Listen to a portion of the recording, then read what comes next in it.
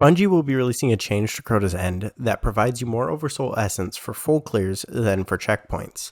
This is beneficial in multiple ways, but I wanted to go ahead and explain how to complete each encounter the fastest and break down what I use to achieve 20-minute runs when doing full clears.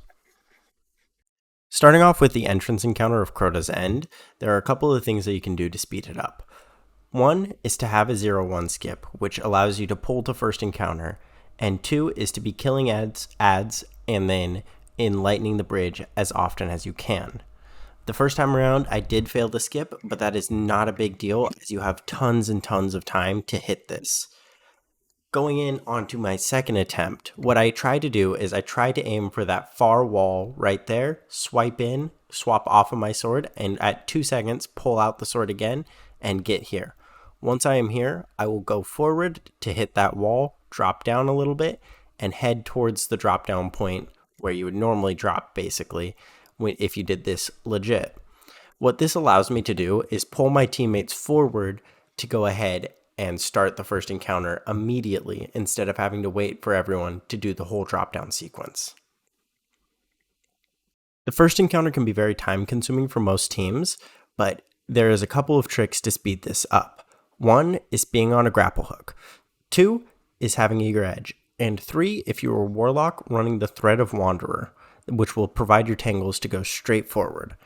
Now, in this encounter, you have to depot at 5 preserve spots to enlighten the bridge.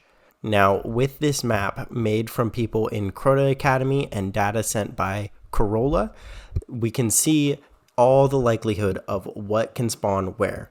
Starting off with section 1, labeled S1, that is where the chalice spawns. S2 is the first deposit.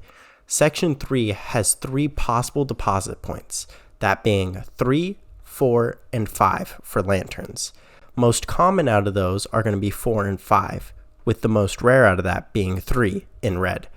Now going into section 4, we can see you have 4 possible deposit points, the most common being 9 and 8, the second most common being 7, and the very least common being 6.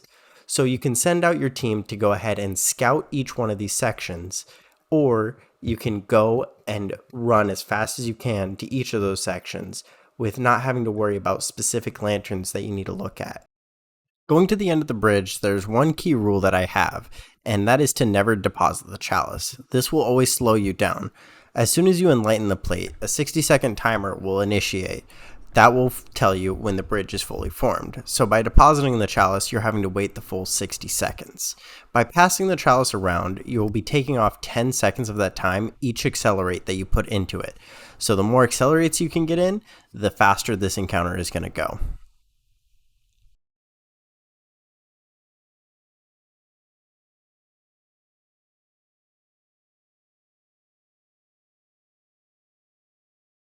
Like first encounter, this is also an extremely long encounter and will consume majority of your time inside of this raid. What I recommend is to have a warlock on Thread of Wanderer and grapple, and then your first sword bearer to also have grapple on in their class. Don't be me and steal it from your warlock, as they are going to be the person who enlightens the bridge. Now, why we enlighten the bridge and not accelerate it is because it is still on that 60-second timer we were talking about, and by the time you get your last chalice, everyone will be able to cross. Now, going into this, all you're going to be doing is building energy for that chalice and then depositing your enlightened at that plate. You'll trade it off with your first sword bearer. The first sword bearer will hold that plate up until somebody else can take off of that sword bearer.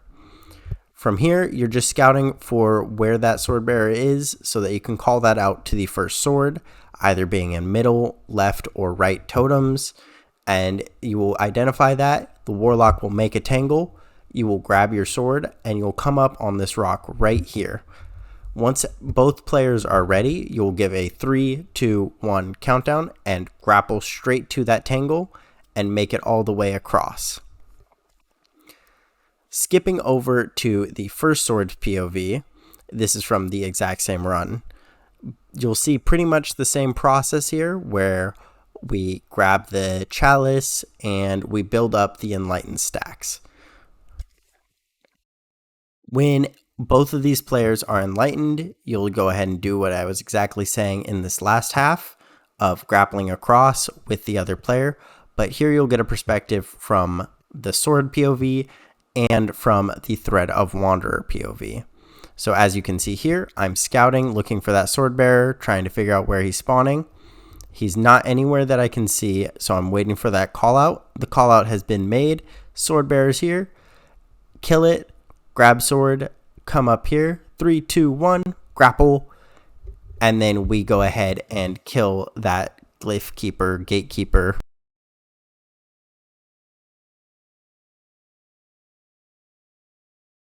Going to the perspective of the last person who will have the sword, you'll go ahead and kill the sword bearer as usual and kill the gatekeeper as normal. Here is where it kind of shifts, but not by much. It will become pretty straightforward. So the fourth person is going to go ahead and cross with that sword. You'll go ahead and kill the gatekeeper like normal and preserve the sword. But when you have 5 players across and 4 swords deposited, it will trigger another sword bearer to spawn, because it's tricking the game to thinking that you don't meet the conditions, maybe a player DC'd. I don't know the logic behind why it spawns another sword bearer here. It just does, and has worked consistently for me. As you can see here, a sword bearer has spawned, so I'm going to go ahead and kill it, and somebody will pick up that sword that spawns, and we're going to kill that final gatekeeper and deposit that sword, and that will be all 5 of our swords across. At this time, somebody can go ahead and hit a skip to go ahead and pull you through a hallway when you get there. So just go ahead and grapple up, just as I am doing, and then you would ideally want some ammo for an eager edge sword, as it will make the skip a little bit faster when you do it, but all you need to do is wait here until the encounter is complete. So going on to the hallway skip, this is pretty straightforward. You wait until encounter complete, and you'll see that here in a couple of seconds. Once that last gatekeeper is dead, you'll want to run all the way back here. You will have turned back this whole time, and you'll wait at this wall exactly. At this point, one of your teammates will go ahead and grab the chalice and pass it to you. From here, you want to go ahead and get to this wall as fast as possible and just hug it the whole way through. Keep running, and then once you get here, drop down, jump up, preserve the chalice, and that will open up the walls for everybody. We're going to go ahead and show the hallway POV, but this also allows you to get the secret chest as well. As you will see here in a second, you can see me jumping up, and the secret chest has spawned. Going on forward, all you need to do here is just wait at this door until the encounter completes, or everyone run up to the door, and the first person to pick up that chalice should be running to that player on the wall. As soon as that happens, they'll grab it, and every other player can just kind of chill in this area and wait until those walls drop. No enemies are going to get despawned by doing this, so you'll still have the shriekers up, so you'll have to be cautious about that. But all that is just getting a revive so that you'll be okay. And all that is, just run through, you're going to be okay.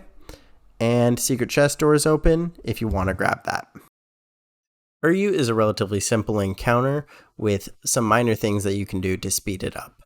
Pre-picking up the chalice will allow you to get people enlightened while you're killing ads and pretty much doing nothing for about a minute worth of time. So this will help speed things up just the tiniest amount. You'll want to spread out your team evenly so that you can kill knights as efficiently as possible to get to the shriekers so that you can get those wizard spawns. As soon as everyone has cleared their sides, you can send multiple people out to start scouting and to find out where those wizards are. One thing I recommend is that person who did hallway skip should also be a divinity, because they will not get rally. For weapon choices, I recommend Briar's Content with Rewind Surrounded, Leviathan's Breath, and Sleeper in that order. Briar's Content is one that I've used consistently and does amazing damage on Uryu, whereas Levy's Breath and Sleeper fall under the categories of second and third place for me. Going back into more of the Hallway Skipper being on Divinity and wipe pulling, if you wipe pull, you're going to be losing time because you're sitting on the wipe screen, but if you just pull them to the encounter and the Divinity just doesn't rally, they should have more than enough ammo to be able to Divinity or Ute enough time to kill her for you guys.